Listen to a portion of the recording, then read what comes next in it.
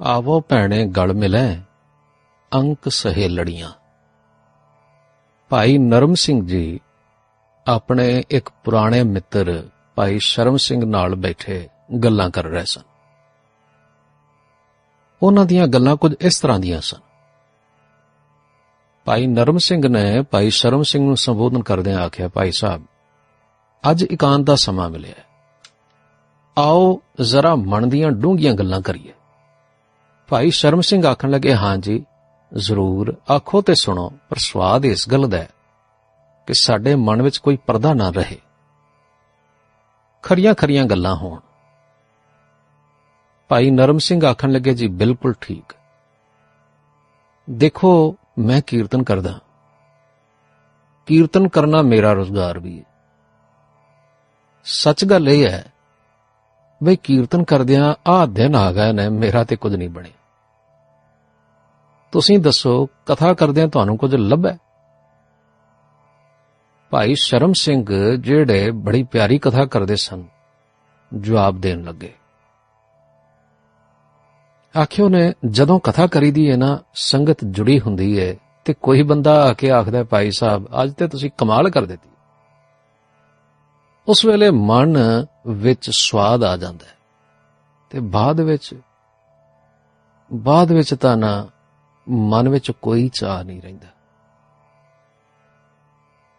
भाई नरम सिंह आखण लगे, हाँ जी ये गल तां मेरे नाल भी कदे कदे हुंदी है। कीर्तन विच दिल खिड़ जांदा है, नाले कीर्तन करके संगत कोलों मिली हुई माया नाल दिन चंगे लंघ रहे ने, पर जो कुछ असीं सुणाउंदे हां ओह पल्ले ते पैंदा कोई नहीं। उमर वड्डी हो गई है, मौत नेड़े आ रही है, हुण ते कुछ करिए। इस तरह दीयां गल्लां कर रहे सन बई इन्हां दा एक होर मेली सज्जण भाई नरम सिंह आ गया। भाई नरम सिंह जी भाई मरम सिंह नूं आखण लगे, सुनाओ मरम सिंह जी, अज तां तुसीं भी ना मन दा परदा ला के साडे नाल दिल दीयां गल्लां करें तां बनदी। गल यह आ बई खरी खरी आखिए ना, कोई पर्दा कोई पज कोई विचकार भेद ना रखिए तां स्वाद है। भाई मरम सिंह आखण लगे, हाँ जी मैं भी ना अज दुखी होके आया ते तुहाडे नाल दिल दीयां गल्लां ही करन आया। भाई नरम सिंह आखण लगे, दस फिर असीं ते कथा कीर्तन दे लड़ लगे रहे ते तूं सारा कुछ छड्ड के झुंगड़ माटा बना के घुग्गू मठवासी होके बहन विच सिद्धी समझी। भाव मित्रा तूं ते जाके डेरे विच बह गया, बाकी दुनिया दे सब सेवा ते मेल मिलाप छड़ दिते, सानू मित्रां नूं भी छड़ दिता, दस तेरे पल्ले कुछ पिया?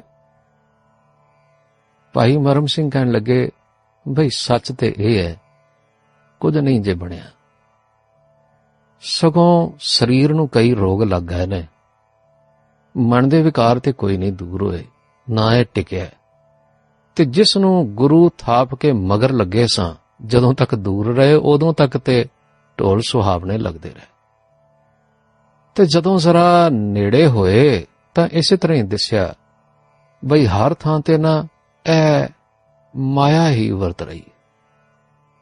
उथे भी चलता पुरजा दुनिया दा चलाक बंदा मोहरी बनिया है, नाले मैनू ते गुरु नानक नाल प्यार है ते उथे ओ गुरु नानक नूं चंगा नहीं सन आखदे। जदों ये पता लगा तां मैं सोचिया भी मैं ते गुरु नानक नूं लभण आया सां, जिस बारे कहंदे सन भी साडे कोल है, ते इत्थे ते गुरु नानक तों इलावा दूजियां सारियां नूं चंगा दसदे ने ते गुरु नानक दी निंदा करदे ने।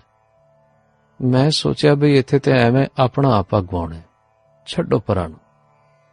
सो मैं निंदा ते नहीं करदा उन्हां दी, पर सच गल यह आ बई मैं ना चुप चपाते उन्हां तो किनारा कर आया। भाई शर्म सिंह आखण लगे, मरम सिंह तू जो कुछ कहंदा सी ना बई कुछ दिसदा, ਉੱਥੇ ਰੌਸ਼ਨੀ ਤੇ ਚਮਤਕਾਰ ਤੇ ਅਗਮ ਨਿਗਮ ਤੇ ਦੇਵ ਰਾਗ, ਉਹ ਵੀ ਕੁਛ ਦਿਸਦਾ ਸੀ? ਲੱਭਾ ਕੁਝ? ਮਰਮ ਸਿੰਘ ਕਹਿਣ ਲੱਗੇ, ਨਾ ਜੀ, ਸ਼ਰਮੋ ਸ਼ਰਮੀ ਕਹਿ ਦਈਦਾ ਸੀ ਬਈ ਆਹੋ ਦਿਸਦਾ ਜੀ, ਤਾਂ ਕਿ ਸੰਗੀ ਸਾਥੀਆਂ ਵਿੱਚ ਇੱਜ਼ਤ ਬਣੀ ਰਵੇ, ਪਰ ਮੈਨੂੰ ਤੇ ਅਸਲੋਂ ਕੁਝ ਨਹੀਂ ਸੀ ਦਿਸਿਆ।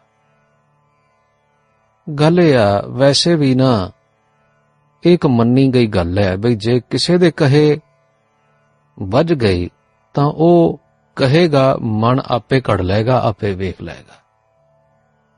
ਅਸਲ ਗੱਲ ਤਾਂ ਇਹ ਹੀ ਜਾਪਦੀ ਹੈ ਜੋ ਰਾਤੀ ਮੈਨੂੰ ਇੱਕ ਸੰਤ ਨੇ ਕਹੀ ਹੈ ਬਈ ਜੋ ਕੁਝ ਵੀ ਦਿਸਦਾ ਹੈ ਉਹ ਸਭ ਮਿਥਿਆ ਹੈ, ਭਾਵੇਂ ਅੱਖਾਂ ਖੋਲ ਕੇ ਵੇਖੋ, ਭਾਵੇਂ ਬੰਦ ਕਰਕੇ। ਸੱਚਾ ਰਾਹ ਤਾਂ ਇਹ ਆ ਕਿ ਅਸੀਂ ਦ੍ਰਿਸ਼ਟਾ ਬਣੀਏ, ਦ੍ਰਿਸ਼ਟਾ ਪਦ ਦੀ ਪ੍ਰਾਪਤੀ ਵੱਲ ਜਾਈਏ। ਜੋ ਰੱਬ ਰੂਪ ਰੇਖ ਰੰਗ ਤੋਂ ਨਿਆਰਾ ਹੈ ਉਹ ਕਿਵੇਂ ਭਲਾ ਬੰਦ ਜਾਂ ਖੁੱਲੀ ਅੱਖ ਨਾਲ ਦਿਸੇਗਾ? ਸੋ ਮਿੱਤਰੋ, ਸੋਚਾਂ ਸੋਚ ਕੇ ਮੇਰੇ ਮਨ ਵਿੱਚ ਆਈ ਬਈ ਅੱਜ ਤੁਹਾਨੂੰ ਮਿਲਾਂ ਤੇ ਆਪਣਾ ਦੁੱਖ ਰੋਵਾਂ। ਨਾਲੇ ਮੈਂ ਦੱਸ ਦਿਆਂ ਬਈ ਅਸੀਂ ਤੇ ਸੱਚ ਨੂੰ ਲੱਭਣਾ ਸੀ, ਵੈਰ ਵਿਰੋਧ ਸਾਨੂੰ ਰਾਸ ਨਹੀਂ ਆਉਂਦਾ। ਜਗਤ ਵਿੱਚ ਪਖੰਡ ਬਹੁਤ ਹੈ ਤੇ ਜਗਤ ਲੱਗਦਾ ਵੀ ਪਖੰਡ ਦੇ ਮਗਰ ਹੈ।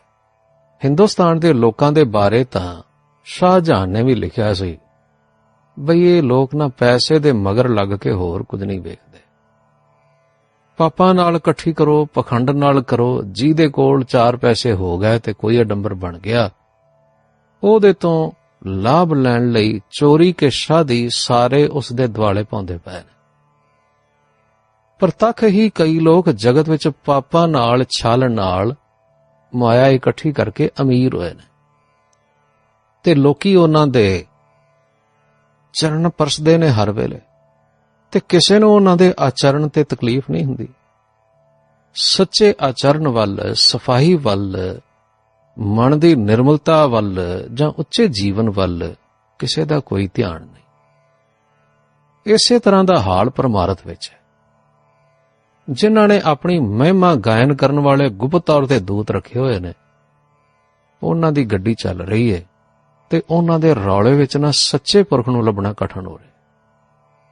ਨਾਲੇ ਵੈਸੇ ਵੀ ਨਾ ਸੱਚੇ ਪੁਰਖ ਤੇ ਆਪਣਾ ਆਪਾ ਲੁਕਾ ਕੇ ਰੱਖਣਾ ਚਾਹੁੰਦੇ ਨੇ। ਭਾਈ ਸ਼ਰਮ ਸਿੰਘ ਠੰਡਾ ਸਾਹ ਭਰ ਕੇ ਕਹਿਣ ਲੱਗੇ, ਤੁਸੀਂ ਸੱਚ ਕਿਹਾ, ਸੱਚ ਗੁੰਮ ਗਿਆ, ਕੂੜ ਪ੍ਰਧਾਨ ਹੈ। ਜਿਵੇਂ ਗੁਰੂ ਨਾਨਕ ਨੇ ਆਖਿਆ ਸੀ ਨਾ, ਕੂੜ ਅਮਾਵਸ ਸੱਚ ਚੰਦਰਮਾ ਦੀਸੈ ਨਾ ਹਿੰਕੈ ਚੜਿਆ। ਜੇ ਕਿਤੇ ਜਗਿਆਸੂ ਜਾਏ ਤਾਂ ਕਿੱਥੇ ਜਾਏ? ਹਾਲਾਂ ਇਹ ਗੱਲਾਂ ਹੋ ਹੀ ਰਹੀਆਂ ਸਨ ਬਈ ਭਾਈ ਭਰਮ ਸਿੰਘ ਵੀ ਆ ਗਿਆ। ਇਹ ਭਾਈ ਨਰਮ ਸਿੰਘ ਦੇ ਕੀਰਤਨੀ ਜਥੇ ਦਾ ਤਬਲਾ ਵਜਾਉਣ ਵਾਲਾ ਸੀ। ਆਖਣ ਲੱਗਾ, ਅੱਜ ਰਾਤ ਬਾਬੂ ਸੁਰੇਂਦਰ ਨਾਥ ਨੇ ਕੀਰਤਨ ਕਰਨ ਵਾਸਤੇ ਸਾਨੂੰ ਸੱਦਿਆ ਤੇ ਨਾਲੇ ਭਾਈ ਸ਼ਰਮ ਸਿੰਘ ਜੀ ਹੋਰਾਂ ਨੂੰ ਕਥਾ ਕਰਨ ਵਾਸਤੇ ਬੁਲਾਇਆ। ਭਾਈ ਮਰਮ ਸਿੰਘ ਆਖਣ ਲੱਗੇ, ਜੀ ਇਹ ਕੌਣ ਨੇ? ਤੁਸੀਂ ਜਾਣਦੇ ਹੋ ਕਿ ਪਹਿਲੀ ਵਾਰ ਚੱਲੇ ਹੋ?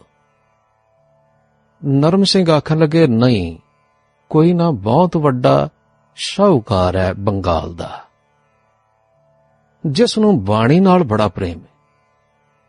ਅੰਮ੍ਰਿਤ ਵੇਲੇ ਸ੍ਰੀ ਦਰਬਾਰ ਸਾਹਿਬ ਕੀਰਤਨ ਸੁਣਨ ਜਾਂਦਾ ਹੈ, ਕਦੇ-ਕਦੇ ਸਾਨੂੰ ਬੁਲਾ ਲੈਂਦਾ ਹੈ, ਬੜੇ ਪ੍ਰੇਮ ਨਾਲ ਸੁਣਦਾ ਹੈ ਤੇ ਇੰਨੇ ਪ੍ਰੇਮ ਨਾਲ ਸੁਣਦਾ ਬਈ ਉਸ ਦੇ ਨੈਣਾ ਵਿੱਚੋਂ ਜਲ ਹੀ ਨਹੀਂ ਰੁਕਦਾ।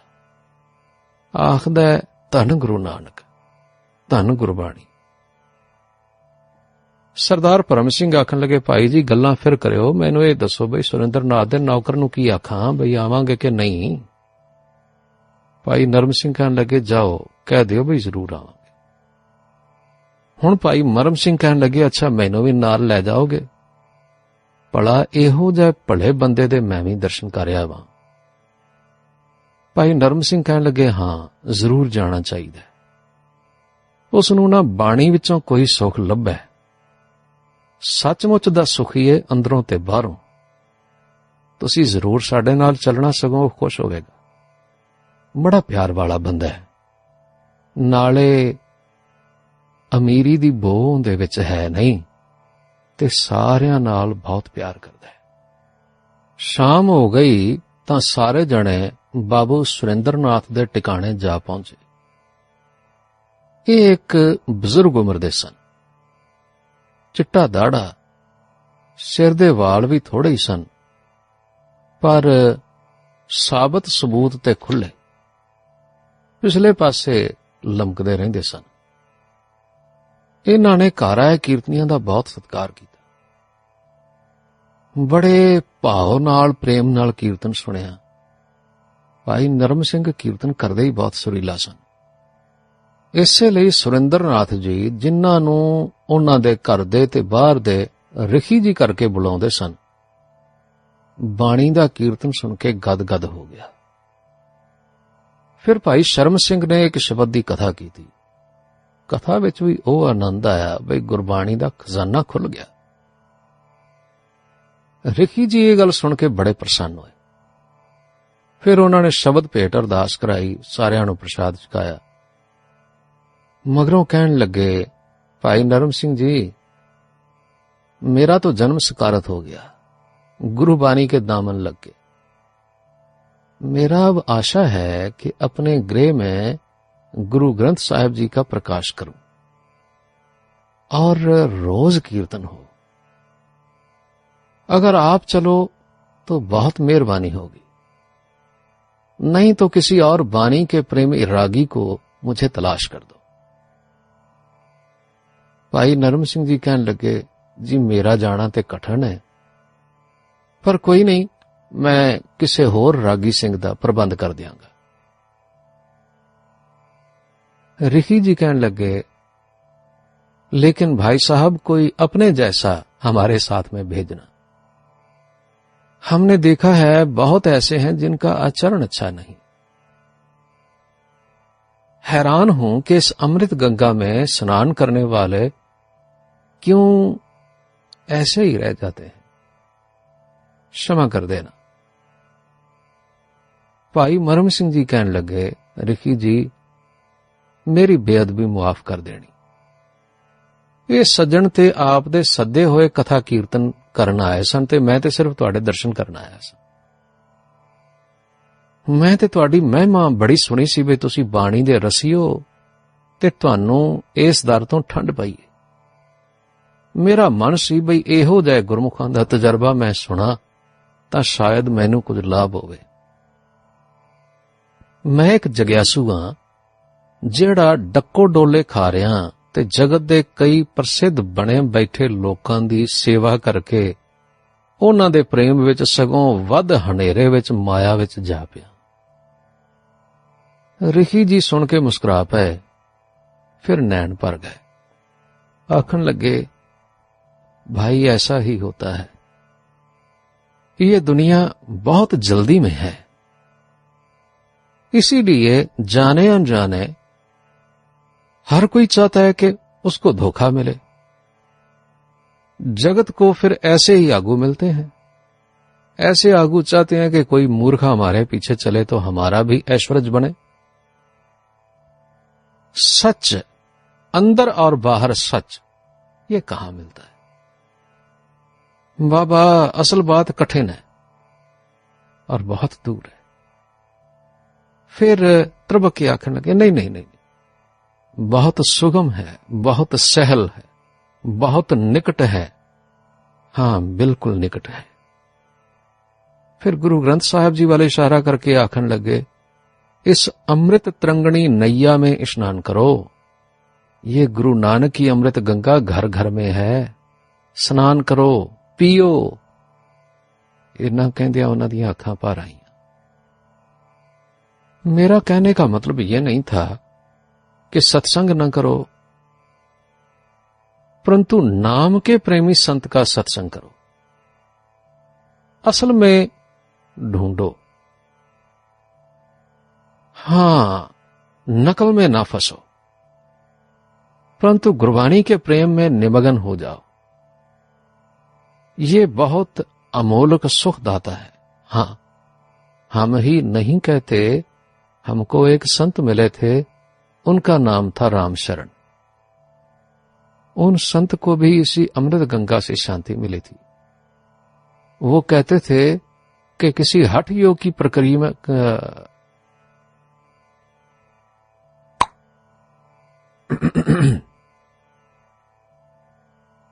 वो कहते थे कि हठ योग की किसी प्रक्रिया में भूल हो जाने से शरीर में आग सी लग गई और हुआ ऐसा जैसे किसी जलती आग में से कूदकर निकलकर तालाब में छलांग लगा दी। निकले तो बदन छालों से भर गया।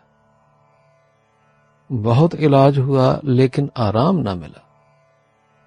वैद्यों ने, डॉक्टरों ने, हकीमों ने बोल दिया अब तुम्हारा कुछ नहीं होगा। वो कहते थे कि मैं इस हाल में पड़ा था कि एक दिन सफेद वस्त्र वाले एक साधु आ गए। कहने लगे क्यों रोता है? मैंने अपना हाल कहा और अपना बदन दिखाया।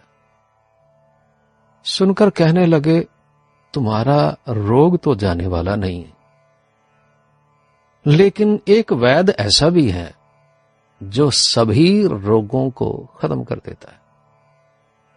मैंने कहा उसका पता बताइए, आपकी बहुत मेहरबानी होगी।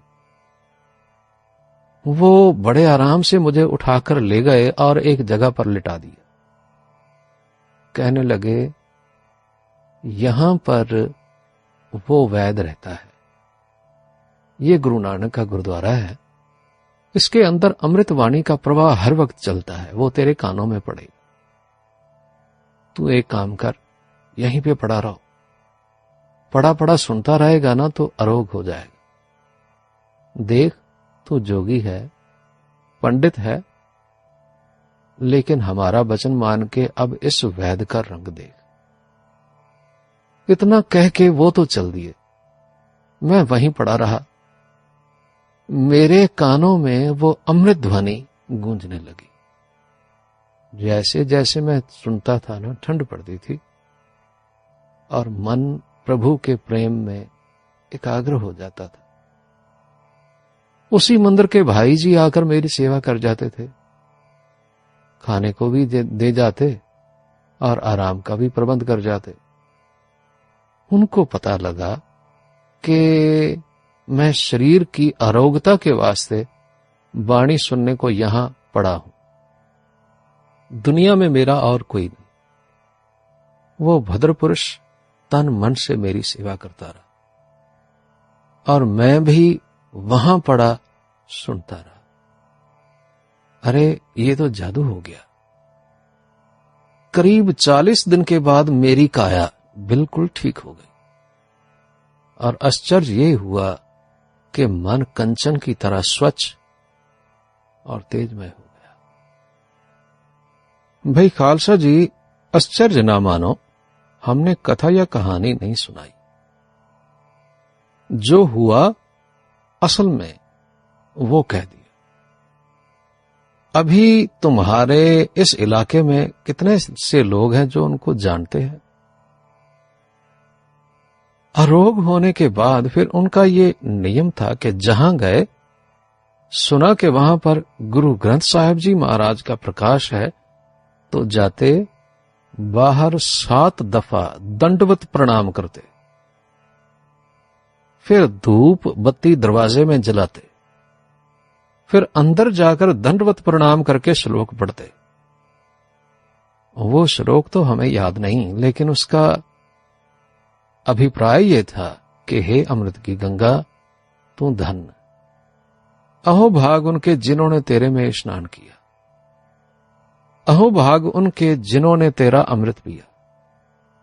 मैं तो तेरे दर्शन मात्र से ही धन धन हो गया। मेरे बड़े भाग के मैंने भी आपका दर्शन किया। तू धन्य है, तू धन्य है।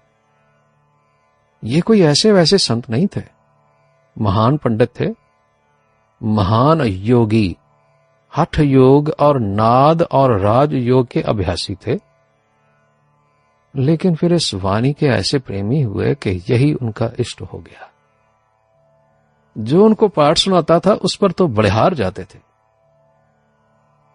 ये तो है उनकी विद्या। अब हमारी सुनो। हमने भी हठ योग किया, शरीर अरोग और कुशल हो गया। योगी गुरु से हमने याचना की कि अब मन की मैल की भी निवृत्ति कर दो। कहने लगे हम तो हठ योगी हैं, मन के वास्ते अब दूसरा राज योग करो। हमने कहा सिखाओ। तो वो सत्यवादी बोले ये खेल हमारे पास नहीं है कि उस्तादी कर सके, और बिना पूरे जानकार होने के हम रास्ता नहीं दिखाएंगे। पखंडी तो हम है नहीं। तब हमने उनके सत्य स्वभाव को नमस्कार किया। फिर राजयोगी ढूंढे, लेकिन तसल्ली वाला ना मिला। योग शास्त्र पढ़ाने वाले मिले, कुछ ऐसे साधन वाले भी मिले। फिर हमने भी यत्न किया, लेकिन जो चाहते थे वो हमें नहीं मिला। इन्हीं दिनों में हमें वेदांत के एक संत मिल गए। उन्होंने कहा, अरे भाई, इस कलयुग के समय में योगी कहां? आप वेदांत पढ़ो, सभी शास्त्रों का सबसे बड़ा है। हमने पढ़ा, हमने समझा, हमारी बुद्धि तीक्ष्ण हो गई, समझ में भी बात आ गई, परंतु हमारे भाग हमको वो ज्ञान न मिला जिसकी बात उपनिषद करते थे कि वो प्रकाश और तेज स्वरूप है। हम साधन जो हमको हठ और राजयोग के पथा थे वो करते रहे, शास्त्र भी पढ़ते रहे,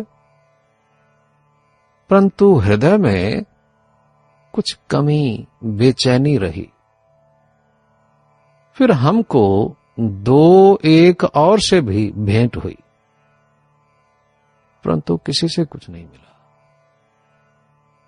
एक दिन हमने भी किसी एक मित्र के गृह से गुरु की वाणी सुनी। इसके सुनते ही मेरे पे ऐसा असर हुआ जैसे कोई खोआ हुआ अपने गृह का रास्ता पहचान लेता है। एक साधु एकांत में रहा करते थे, हम उनसे मिले। वो इसी वाणी के उपासक थे। हमारी विद्या सुनकर कहने लगे, अब तुम ठीक रास्ते पर आ गए, यही वाणी तुम्हारी उद्धार करेगी। इस वाणी का उपासक निर्मल हो जाता है, किसी से बुरा नहीं कहता, सर्व अवतारों और पैगंबरों को सम्मान से देखता है, किसी की निंदा नहीं करता। लेकिन वो गुरु नानक को इष्ट मानता है और उनकी वाणी के बताए सत्य मार्ग पर चलता है। वाणी उसको कहती है, ईश्वर परिपूर्ण है, तुम्हारे हृदय में है, तुम भूले रहते हो इस बात से कि वो हृदय में है। चिंतन करो कि वो हृदय में है तो वो सदा, लेकिन तुम भूलते हो। तुम्हारा अंधकार तुम्हारी भूल है, भूल को दूर करो, सिमरन में रहो, याद में रहो, मत भूलो कि वो तुम्हारे साथ, तुम्हारे अंदर है। वो ही जो अंतर है वही फिर बाहर। जब तुम इसी अभ्यास में रहोगे तो जो तुम चाहते हो वही मिल जाएगा। केवल मन का ज्ञान मान लेना मात्र कोई और बात है। अवस्था हो जानी और वो ईश्वर की समीपता और अनुग्रह से होती है। ये कृपा तो ईश्वर का काम है, परंतु समीपता उसके स्मरण से होती है, और सिमरन में ये वाणी जैसे लगा देती है और कोई नहीं लगा सकता। इसलिए इस वाणी को रोज पढ़ो। देखो, गुरु ने कहा था, नित उठ गावो प्रभु की वाणी। ये उपदेश भी है, गुरपुरे का सुन उपदेश। यह मंत्र रूप भी है, वाणी मंत्र महापुरखन की मणय अवतारण मान को। यह गुरु रूप भी है, जैसे वाणी गुरु, गुरु है वाणी, विच वाणी अमृत सारे। ये तेजमय और शक्तिमान भी है। देखो, भाई गुरदास ने कहा था, बाणी मुखों उचारी है, होए रुशनाई मिटे अंधारा। इसका पाठ करो, इसकी विचार करो, इसका कीर्तन करो और सुनो। ये बाणी निज घर में पहुंचा देने वाली है। देखो, गुरु ने कहा था ना, गुरबाणी सुनत मेरा मन द्रव्या, मन भीना निज घर आवेगो। इसका अदब करो, प्यार करो, इससे मन लगाओ। सो खालसा जी, जब से हमने ये वाणी पढ़ी, इसके प्रेमी हुए, हम सुखी हैं। परंतु क्षमा करनी, हमको तो बहुत दुखों के पश्चात ये अमृत हासिल हुआ। आपको तो ये अमृत की नैया सुगम प्राप्त है, परंतु आप लोग इस अमृत को पीते क्यों नहीं? देखकर बहुत आश्चर्य होता है। क्षमा करनी, हम भूलने वाले हैं ना। ये कह के बाबू सुरेंद्र नाथ दियां अखा भर गई। फिर कहने लगे, अच्छा मैं तुम्हें एक और बात सुनाता हूं। इसी शहर अमृतसर में एक और महात्मा हुए। उनको मथुरा के लोग छोटे परमहंस कहा करते थे। वृंदावन में गोवर्धन पर्वत पर उनकी एक छोटी सी कुटिया थी। मथुरा के कई सेठ उनको मानते थे।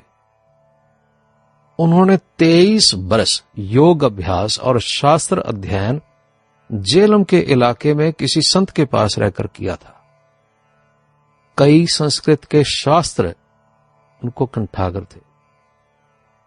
वो अपनी पिछली अवस्था में यहां पर आ गए। जब बूढ़े थे तो यहां पे आए। कृष्ण का ध्यान भी वो सिद्ध कर चुके थे। जब उनके कानों में गुरुवाणी की मधुर ध्वनि पड़ी, बस प्रेमी हो गए। फिर तो वो दरबार साहब ही में रहा करते थे। जब बड़े बाबा जी का अखंड पाठ होता तो सारी सारी रात पाठ सुना करते थे। देखो, ये गुरुवाणी का प्रताप कि उनका ध्यान बदल गया। अब श्री गुरु गोविंद सिंह जी के ध्यानी हो गए। एक दिन वो गुरबाणी की बात करते थे बड़े आनंद और जुगती से। कहने लगे, देखो भाई, एक दरिया है बहुत बड़ा, पार जाना है तो कैसे जाएं? सुनने वाले ने कहा, आप ही कहिए। तो कहने लगे, देखो भाई, छोटी बेड़ी है, उससे बड़ी है जहाज है, किस पर चढ़ोगे? सुनने वाले ने कहा, जिस पर आप चढ़ोगे हमको भी चढ़ा लेना। कहने लगे, हम तो किसी पे नहीं चढ़ेंगे। तो सुनने वाले ने कहा, फिर आप किस तरह चलोगे? जैसे जाओगे हमें भी अपने साथ में ले जाना। हंस पड़े और बोलने लगे, हम तो पुल के पर से जाएंगे भाई। देखो, अब पुल बन गया है ना। जितने धर्मों के शास्त्र और धर्म पुस्तक हैं पार ले जाएंगे, किसी को असमर्थ न कहो। पर भाई, कोई तुल्हा, कोई बेड़ी, कोई जहाज है, लेकिन ये गुरु ग्रंथ साहिब जी, अरे ये तो पुल है। पुल से कोई खतरा नहीं रहता। सब बालक बूढ़े इसी से बहुत आसानी से पार हो जाएंगे। हम तो अब इस पुल के रास्ते पार जाएंगे, तुम भी अब इस पुल को मत छोड़ो। इन संतों को गुरु की वाणी से इतना प्रेम था कि कितनी वाणी उनको याद हो गई। जब बात करते थे तो गुरवाणी का प्रमाण देते थे। जब इनको देखो दरबार साहब में कीर्तन या ऊपर बड़े बाबा जी का पाठ सुन रहे हैं, मछली की तरह इस गुरबाणी की गंगा के जल से बाहर आना ही नहीं चाहते थे। ये हमने आपको सुनाया कि इतर मतों के लोग इस अमृत वाणी को सुनकर किस तरह इसके प्रेमी हो गए। और संसार सागर से पार पड़े। और याद रखना, ये वो लोग नहीं थे जो अनपढ़ थे, या अगर पढ़े तो अन्य विद्या और व्यवहारिक विद्या या केवल पश्चिम विद्या रोटी कमाने के लिए पढ़े थे। नहीं नहीं, ये लोग शास्त्रों के पंडित थे, अभ्यासी थे, राजयोग के अभ्यासी थे, वेदांत विद्या को जानने वाले थे। ऐसे महान पंडितों को भी जब गुरु की वाणी से भेंट हुई, बस मोहित हो गए। अरे भाई, ये मत समझना कि आपके मत में इस वाणी के प्रेमी नहीं हुए। नहीं, जब हम यहां आए ना पहली बार अमृतसर में, तो एक संत स्वाया सिंह जी से मेरी भेंट हुई। वो शास्त्रवेता तो न थे, केवल इसी गुरुवाणी की गंगा में प्रवेश करके महापुरुष हुए थे। जब वो बात करते थे तो ऐसे सिद्धांत और समझ की कि शास्त्रवेता लोग उनको पंडिताई में भी निपुण जानते थे। उनका उपकार, उनकी करनी, उनका नाम से प्रेम और गुरुवाणी पर श्रद्धा, ये आप सब लोगों को मालूम है। और अनेक सिंह पूर्ण संत गुरुवाणी के प्रेमी हुए। पर आप लोग जो कथा कीर्तन वाणी का करते हो ना, प्रेम से कहते हैं भाई आप भी इसमें स्नान किया करो। कुछ देर बिल्कुल चुप रही। फिर भाई सुरेंद्रनाथ जी फिर आखन लगे, देखो भाई, एक बात आपको और सुनाए। वो भी उन लोगों की है जो जन्म से गुरु के सिख नहीं थे। इटावे के जिले के एक बहुत बड़े रईस हमको रेल में मिले। उनका नाम था चौबे जी।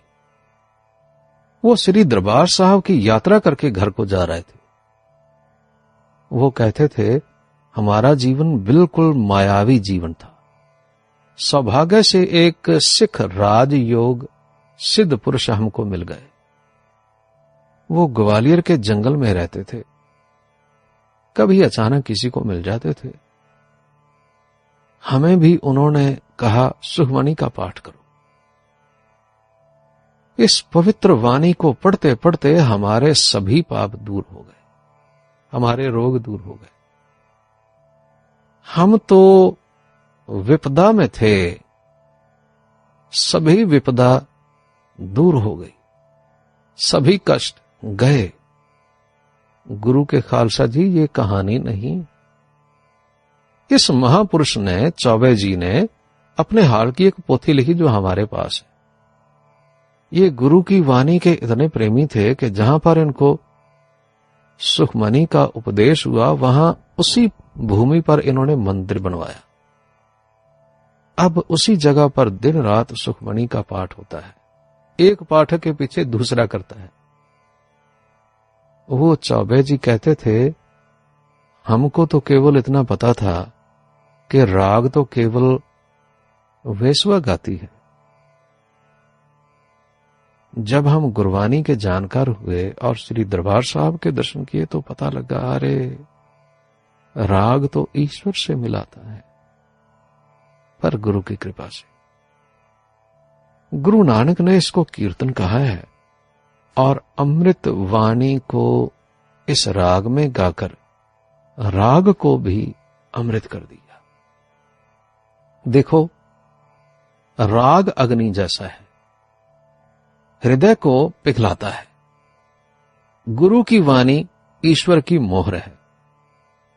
गुरुवाणी के कीर्तन से क्या होता है, जब मन पिघलता है ना, तो गुरु की वाणी मन में मोहर लगा देती है।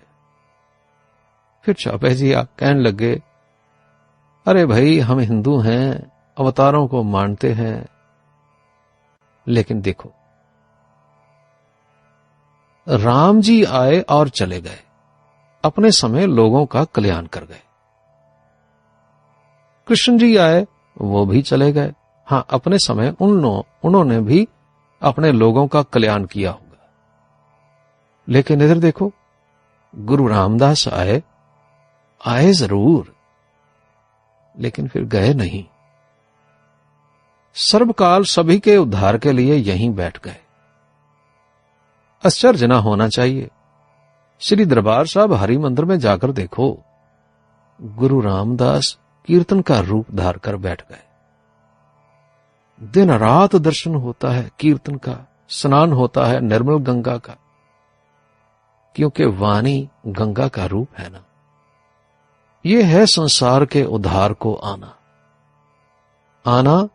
और यहीं हमारी कल्याण के लिए, सदा के लिए यहीं पर रह जाना।